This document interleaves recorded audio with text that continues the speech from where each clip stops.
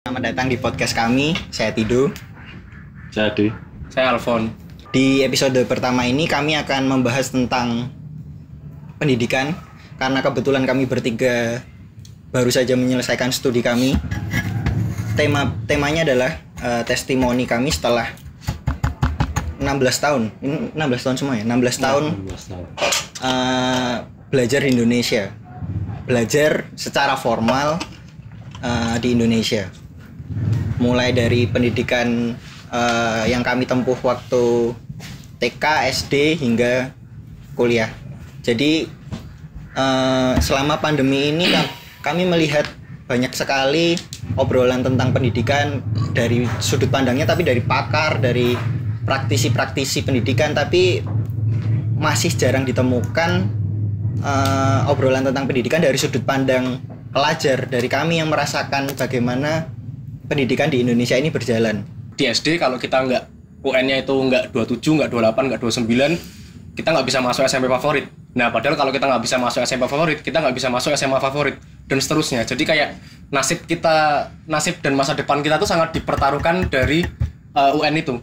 Sekarang kalau kita putar, gimana apa yang kita rasakan gitu? Apa yang sebenarnya kita rasakan? Ini kan berarti nggak ada benar salah. Karena ini yang kita rasakan secara pribadi, subjektif dan empiris. Ya, subjektif dan empiris. Justru TK tuh pengen aku bisa dan berminat membaca, yang terjadi justru aku membenci.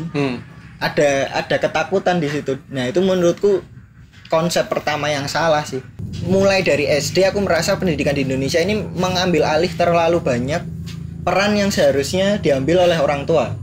Yang aku pelajari di SD itu hampir semuanya aku lupakan. Dan aku rasa ini terjadi di banyak orang karena metode pendidikannya adalah menghafal. Anak di-drill soal yang banyak supaya hafal.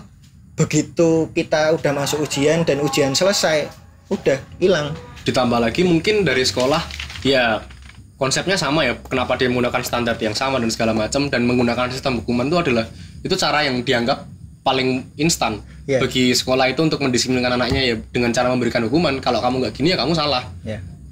menurutku kalau untuk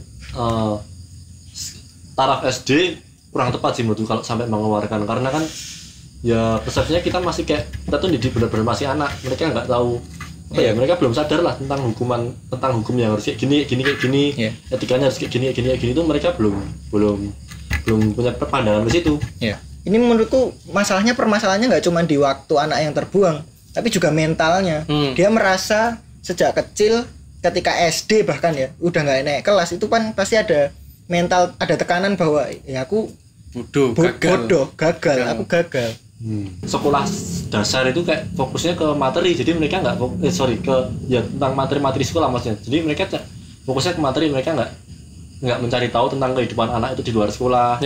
Bahkan mungkin ketika kita jelaskan ketika berhubungan seks, penetrasi dan bla bla bla itu bisa berdampak kita hamil atau buruk, mungkin malah justru anak-anak menghindari itu, menahan hasratnya. Tapi karena pendidikan tentang seksual ditutupi menjadi hal yang tabu, jadi kita justru penasaran karena kita nggak tahu. Anak SMP yang nggak bisa nonton video bokep itu cupu. Tapi ketika masuk SMP kita udah lebih dewasa, lebih matang dalam berpikir, minat itu lebih spesifik. Harusnya di saat-saat seperti itu posisi guru adalah sebagai teman.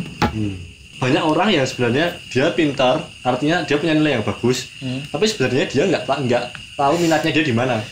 Contohnya saya. Jangan sampai musikmu tuh ganggu sekolahmu. Itu kan menurutku hal yang aneh ya. Kalau misalnya aku pengen jadi musisi, masa aku harus memprioritaskan sekolahku? Itu kan kayak harusnya pendidikanku tuh yang bisa memfasilitasi keinginanku. Jadi poinnya bahwa kalau misalnya kita ngomongin SD itu kan kayaknya semua itu memang harus kita tahu ya, walaupun hanya masih permukaan. Tapi begitu masuk SMP, dengan perkembangan hormon, perkembangan kesadaran kita dan segala macam, membuat kita harusnya lebih spesifik ke minat tertentu. Tapi kenapa justru kurikulum dan pendidikan atau pelajaran yang kita dapatkan tuh malah semakin luas malah. Semakin luas. Di usia SMP yang udah berpikiran untuk bunuh diri bahkan karena nggak kuat dengan les-les yang dia jalani, udah berusaha keras tapi nilai masih dikit. Menjelang UN tuh dulu kayaknya berita tentang anak yang depresi dan mencoba bunuh diri banyak sekali. Tapi solusinya kan motivasi sebelum UN loh. Iya, solusi yang dipilih sekolah Bayangkan mendatangkan motivator, padahal bukan itu yang kita butuhkan. Dari sudut pandang orang tua, sekolah favorit itu akan menjamin masa depan anaknya. Jadi apakah kayak misalnya pemerintah nyoba kayak sistem zonasi dan sebagainya, apakah itu juga usaha yang tepat berarti untuk mengurangi skala ukuran sekolah favorit tadi? Kalau SMP sih ada lagi yang aku rasain itu eksklusivitas ya. Jadi ada pengelompokan yang dilakukan bukan oleh guru ya, oleh sistem mungkin ya. Kelas A ini yang isinya pintar, kelas B sampai kelas Z yang paling sampah mungkin ya, yang udah ngelim SMP. Ya, itu kayaknya di SMA ini kita sama-sama di De Brito. Nah, sebenarnya De Brito itu apa? De Brito itu SMA di Jogja. Dia homogen semua. Terus nilai yang mau diangkat oleh De Brito ini adalah kebebasan. Jadi dia mendidik anak peserta didiknya itu buat mempunyai pilihannya sendiri, melatih peserta didik untuk memilih apa yang menjadi minatnya masing-masing. Di De Brito hanya 1 hari kita diharuskan memakai seragam. Sisanya kita boleh menentukan mau pakai polo, mau pakai hem warna apa, mau sepatunya gimana, bahkan mau sepatu sandal, mau gondrong, itu kita diperbolehkan. Itu menurutku sudah merupakan kemajuan ya.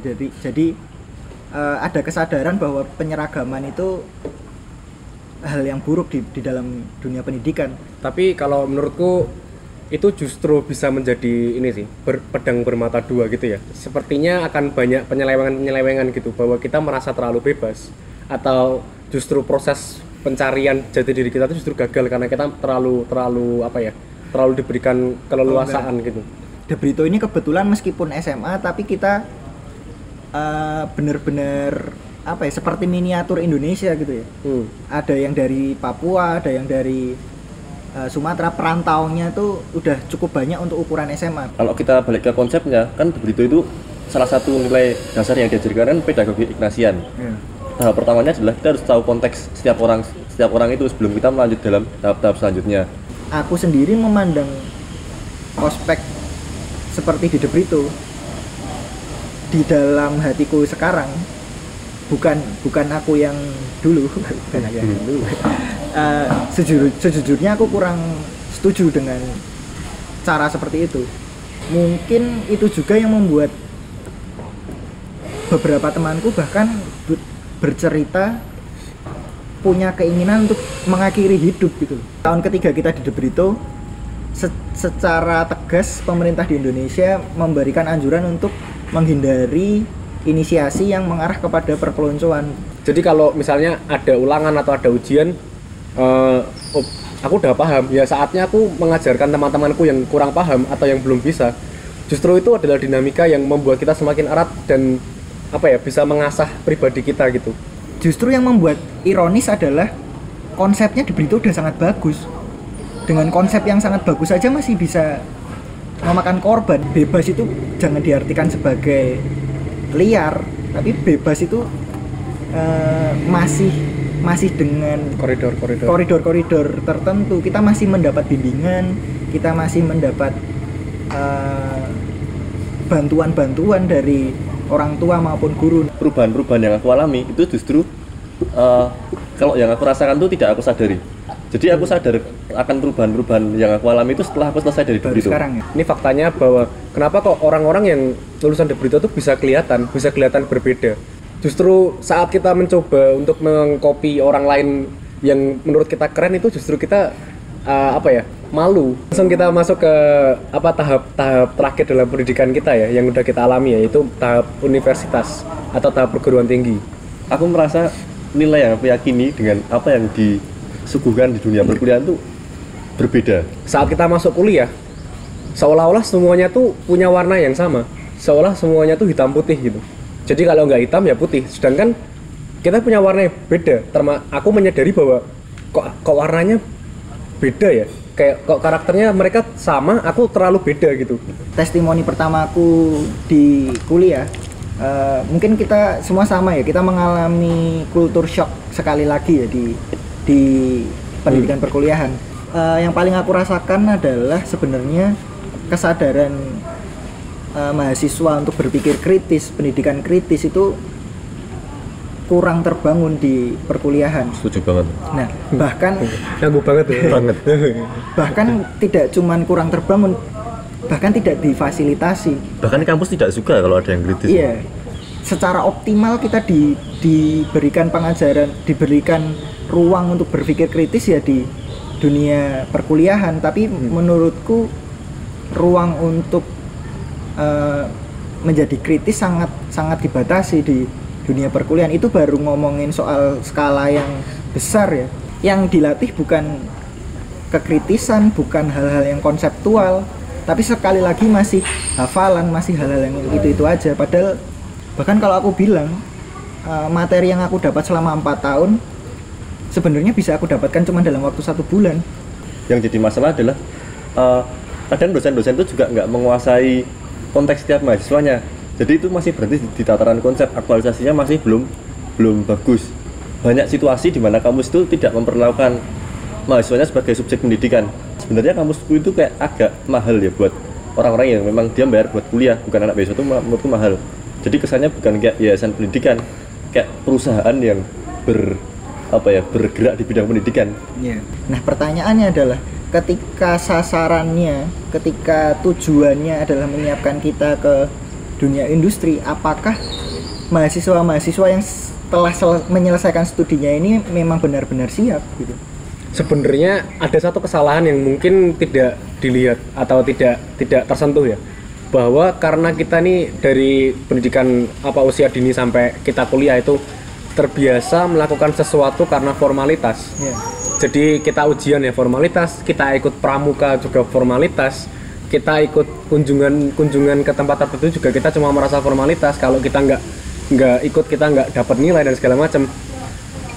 Mental seperti itu atau pandangan seperti itu terbawa saat kita kuliah. Tapi orang-orang lagi-lagi cuma menganggap bahwa ya yang penting aku lolos mata kuliah itu, yang penting aku nggak ngulang, yang penting dapat A segala macam, tanpa benar-benar memaknai mata kuliah tersebut. Habit kita ya untuk memenuhi nilai, untuk memenuhi standar. Jadi kesadaran untuk melihat ini akan berguna di kehidupan kita nanti, bagaimana pengaplikasiannya di dalam hidup, itu kurang mungkin juga karena menurutku terbentuk karena habitnya nggak dibangun dari awal. Katanya hal yang nggak diekspor adalah siswa ini nggak diberi kesempatan buat mempertanyakan kenapa aku harus kayak gini. Jadi dia cuma disuruh untuk ngikut aturan aja. Bahwa sistem pendidikan kita tidak memberikan ruang bagi para siswanya untuk mengkritisi apa yang ada gitu. Ya, dan bukan itu salah satunya, tapi yang paling parah adalah tidak tahu bagaimana cara mengaktualisasikannya di kehidupan nyata, memahami konteks. Jadi kita hanya mengikuti arus aja, kita hanya menghafal aja. Tapi ketika kita diberi permasalahan yang tidak ada modulnya, kita tidak tahu harus berbuat apa.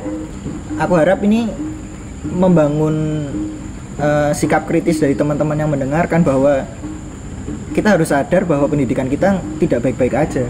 Sepertinya cukup ya untuk podcast episode kali ini. Ya kita akhiri. Terima kasih buat yang udah mendengarkan. Kita bertemu lagi di podcast-podcast selanjutnya yang akan membahas topik-topik yang lain. Dan saya Tido. Saya Ade. Dan saya Alfon. Terima kasih sudah mendengarkan.